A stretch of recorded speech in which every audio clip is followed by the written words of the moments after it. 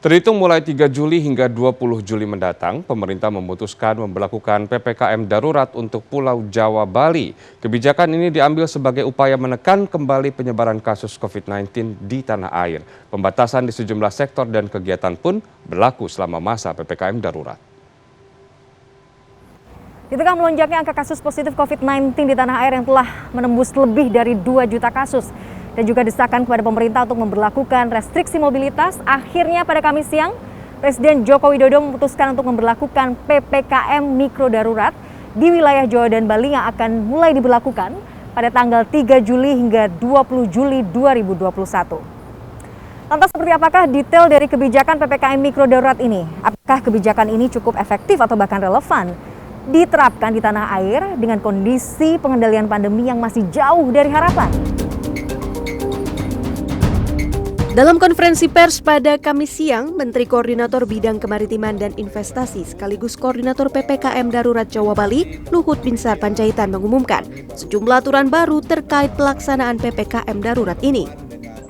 Yang ketiga, untuk supermarket, pasar tradisional, toko kelontong, pasar swalayan, saya ulangi ini, untuk supermarket, pasar tradisional, toko kelontong, pasar swalayan yang menjual kebutuhan dengan kapasitas pengunjung dan apotek, toko obat buka 24 jam.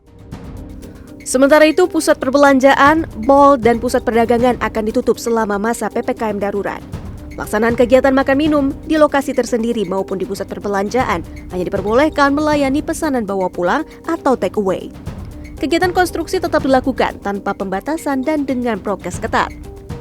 Untuk tempat ibadah, fasilitas umum, kegiatan seni budaya, dan segala aktivitas yang berpotensi menimbulkan kerumunan akan ditutup. Resepsi pernikahan dibatasi hanya 30 orang saja. Pelaku perjalanan domestik harus menyertakan kartu vaksinasi sebagai tambahan persyaratan perjalanan. Masker tetap dipakai saat beraktivitas di luar rumah. Dan terakhir, pelaksanaan PPKM Mikro di RT RW zona merah tetap berlaku. Menanggapi keputusan ini, epidemiolog Universitas Gadjah Mada Bayu Satria Wiratama mengatakan, kunci melandaikan kurva penyebaran COVID-19 sangat ditentukan oleh pengawasan kebijakan yang ketat.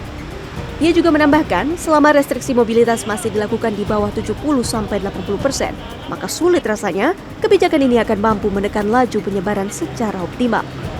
Lebih spesifik detail kan, itu di rumah sakitnya atau tempat fasilitas kesehatannya, jumlah kematiannya berapa, nah itu kan aja ditutupi.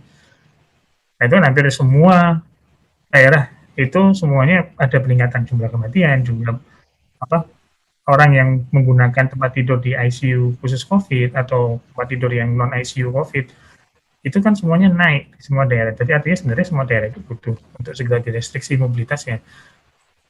Dan memang zonasi itu ini sih, kalau zonasi terkait dengan penentuan zona itu memang susah untuk dilakukan. Kita belum menemukan lah apa parameter yang paling tepat, karena tadi mesti masalahnya di testingnya yang tidak adekuat dan berbeda-beda.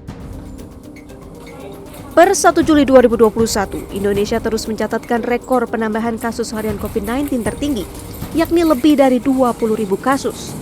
Tingkat keterisian tempat tidur isolasi atau bed occupancy ratio secara nasional pun kini berada di angka 74%.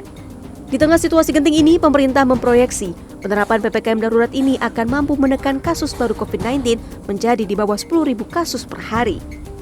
Miladia Rahma, Denny Irfan, Jakarta.